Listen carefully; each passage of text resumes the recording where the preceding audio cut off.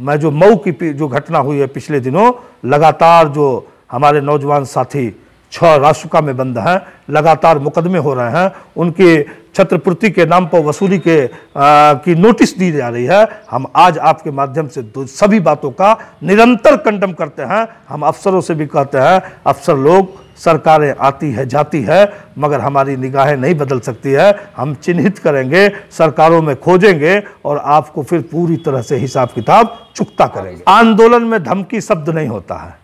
आंदोलन में लोकतंत्र में अपनी बात मर्यादित तरीके से कहने का तरीका होता है। जितना करप्शन इस सरकार में हुआ है या हो रहा है, मैं समझता हूं कि आने वाले आज़ादी के बाद की पहली ये सरकार है जहां लगातार करप्शन का अड्डा बना हुआ है, लगातार लूट खसूट का पूरी तरीके से बोलबाला है। आखिरी बजट में कहीं गरीब को कुछ मिलता हुआ दिखाई नहीं दिया है। मैंने बजट को बड़ा अध्ययन किया है, बड़ा ठीक से पढ़ा। आज जब कुछ दिखाई नहीं दिया तो अपनी पीठ इन्होंने अपने ही खुद थपथपा लिया हो, मगर बजट से पूरे देश के गरीब, बुनकर, किसान, मजदूर, विद्यार्थी, सारे तबके के लोग बहुत मायूस हुए हैं।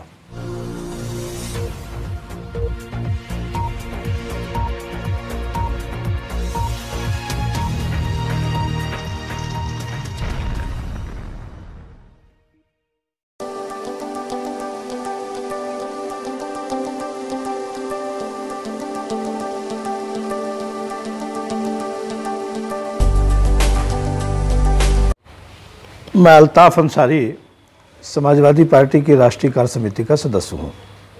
जी, आप कौमी मजलिस आमला के रुकन हैं और कल यूपी गवर्नमेंट का बजट आया और बजट में बुनकरों के लिए या आम लोगों के लिए या किसानों के लिए आपकी समझ में क्या है ये बजट, किस तरीके का बजट है? देखिए, बजट तो आना हर साल की एक परंपरा है,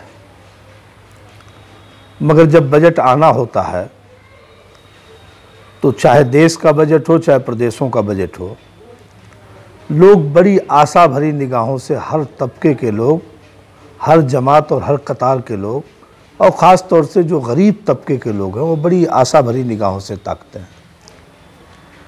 मगर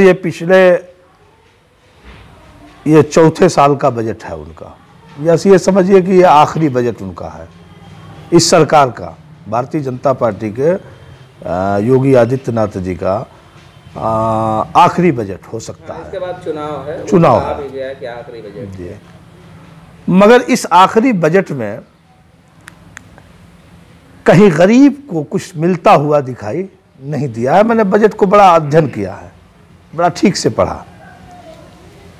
आज जब कुछ दिखाई नहीं दिया तो अपनी पीठ इन्होंने अपने ही खुद थपथपा लिया हो, मगर बजट से पूरे देश के गरीब, बुनकर, किसान, मजदूर, विद्यार्थी, सारे तबके के लोग बहुत मायूस हुए हैं।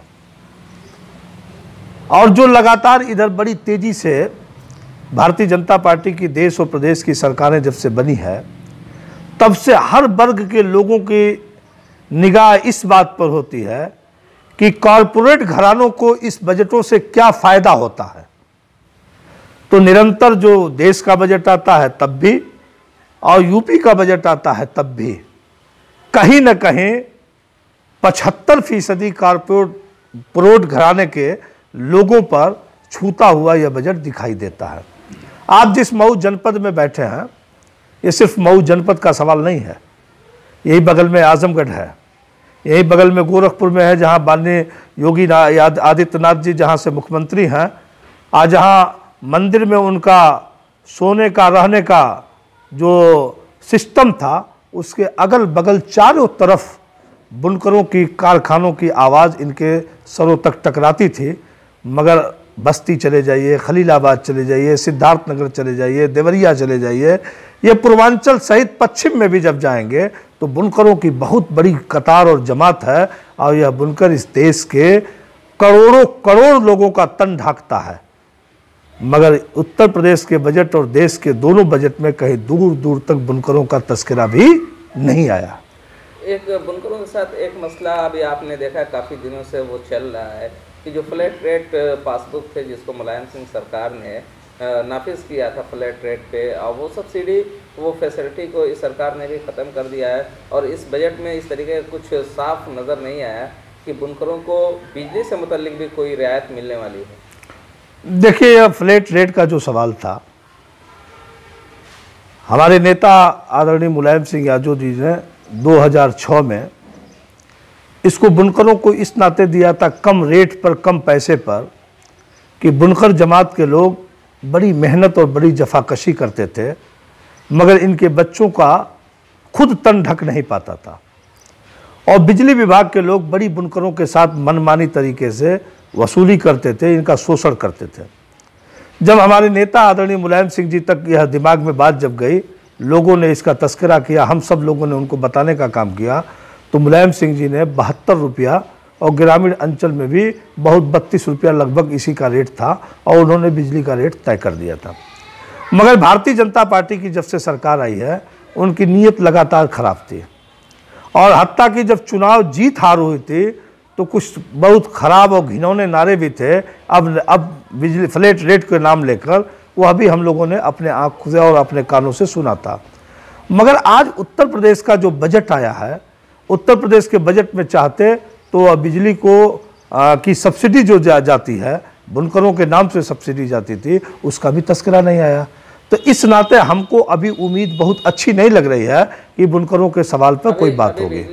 जो मुलाजमीन हैं, जो या तो जेई हैं या जेई से नीचे जो काम करने वाले हैं, जिन लोगों के पासबुक पे तो 72 रुपया था और 2 लोग है तो 144 रुपया, तो जिन लोगों ने पासबुक पे अपना पेमेंट भी किया है, लेकिन कहीं ना कहीं मीटर रीडिंग ली जा रही थी और उस पर बिल उनको शो कराया जा रहा था, वो जो उनका बकाया दिखाया जा रहा है, उस बकाया के नाम पे लोगों का इस्तेहसाल किया जा रहा है। क्या करेगी आपकी पार्टी? देखिए, हमारी पार्टी ने तो बहुत खुला तरीके से, आज हम भी कह रहे हैं, हमारे राष्ट्रीय अध्यक्ष जी आदरणीय अखिलेश यादव जी ने भी कहा है, और यह फ्लैट रेट आदरणीय मुलायम सिंह यादव जी ने दिया था। आज जब अखिलेश जी की सरकार आई थी तो उन्होंने इसको बहाल रखा था। यदि समाजवादी पार्टी की उत्तर प्रदेश में सरकार बनेगी तो हम सब लोग आदरणीय अखिलेश यादव को मिलकर और वही फ्लैट रेट वापस लाएंगे जो मुलायम सिंह यादव जी ने जो गरीबों को, कमज़ोरों को, बुनकरों को दिया था, उसी फ्लैट रेट को हम लोग वापस लाएंगे। और हम तो कहते हैं कि हम कोशिश करेंगे कि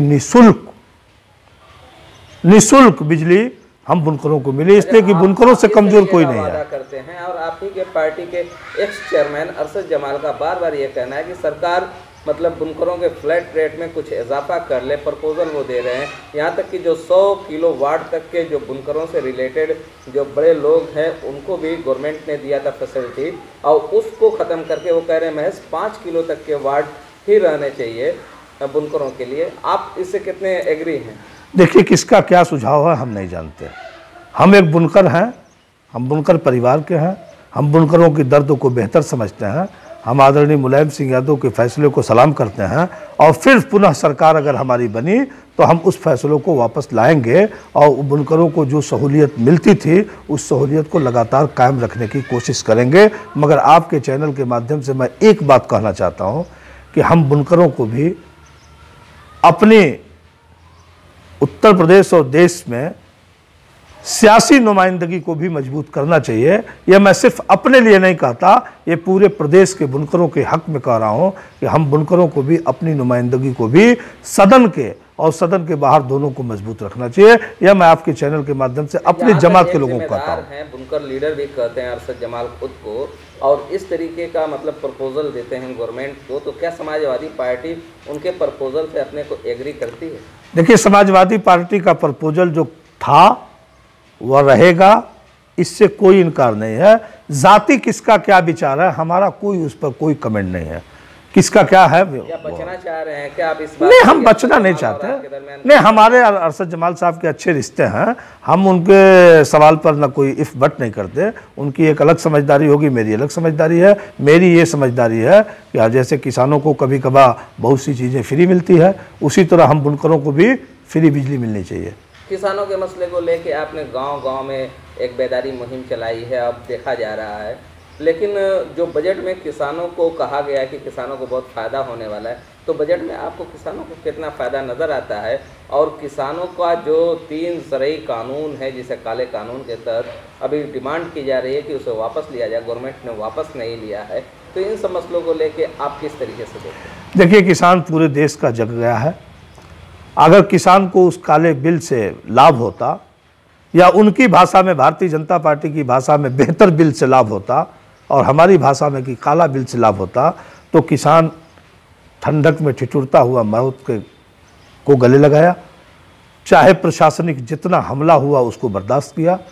उन किसानों को, जो हमारी भाषा में भी है, हो सकता है, जो आम तौर पे बोल भाषा में कहा जाता है कि अन्नदाता हैं, उन अन्नदाताओं को खालिस्तानी और पाकिस्तानी और उग्रवादी कहा गया।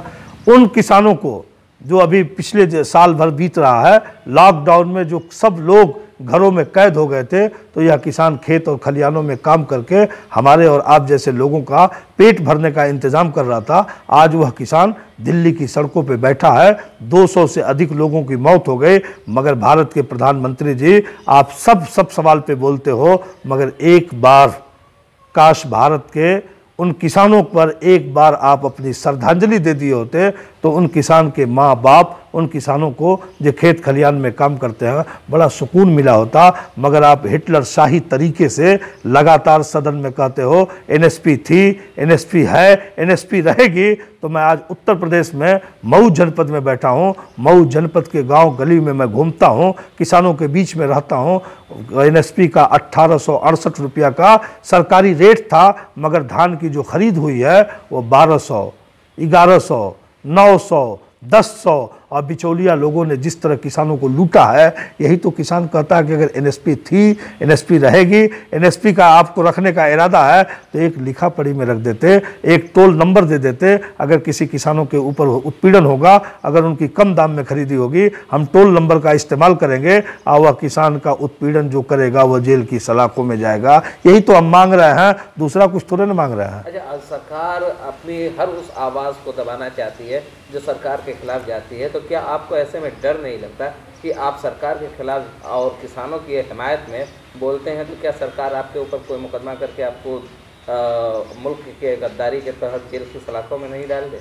देखिए, हम जब सियासत के मैदान में उतरे थे, तो उसी दिन मैं अपने माँ बाप, अपने बच्चों से ये तय करके निकला था कि हर पल हमें संघर्ष करना होगा। मैं इसलिए ये बात कह रहा हूँ कि आप अब ये देखें, आपने एक दिशा का मामला, 21 साल की बच्ची, और उसको टूल किट बनाने के नाम पे उसको फर्जी तरीके से उसे पुलिस ने अरेस्ट करके और जेल भेज दिया।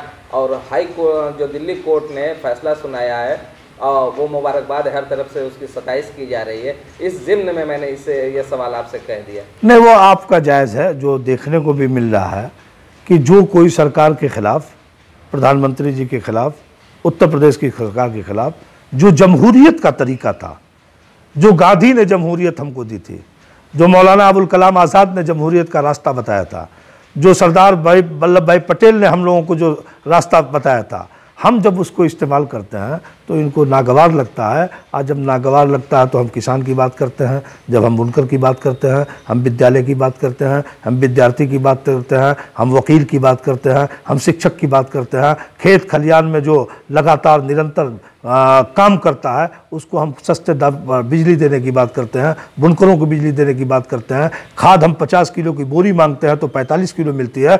जब हम यह बात करते हैं तो हमको इन्हीं घरों में नज़रबंद किया जाता है और थाने में ले जाके मुकदमा लिखा जाता है और पुलिस उत्पीड़न करती है, लाठियां बरसाती है। मगर हम समाजवादी पार्टी के लोग हैं, मुलायम सिंह यादव, अखिलेश यादव के सिपाही हैं। चाहे जितना चाहो जुल्म कर लो, जनता के सवाल पर निरंतर बोलेंगे। और आज आपके चैनल से मैं जो मऊ की जो घटना हुई है पिछले दिनों, लगातार जो हमारे नौजवान साथी 6 रासुका में बंद हैं, लगातार मुकदमे हो रहे हैं, उनके छत्रपूर्ति के नाम पर वसूली की नोटिस दी जा रही है। हम आज आपके माध्यम से सभी बातों का निरंतर कंडम करते हैं। हम अफसरों से भी कहते हैं, अफसर लोग, सरकारें आती है जाती है मगर हमारी निगाहें नहीं बदल सकती है। हम चिन्हित करेंगे, सरकारों में खोजेंगे और आपको फिर पूरी तरह से हिसाब किताब चुकता करेंगे। इस तरीके की बात कर रहे हैं कि ऐसा आपके खिलाफ में कर दिया जाए कि आप एक तरीके से उन्हें धमकी दे रहे हैं और धमकी भरे अंदाज में इस तरीके की वार्निंग दे रहे हैं, तो डर नहीं लगता? आंदोलन में धमकी शब्द नहीं होता है। आंदोलन में लोकतंत्र में अपनी बात मर्यादित तरीके से कहने का तरीका होता है।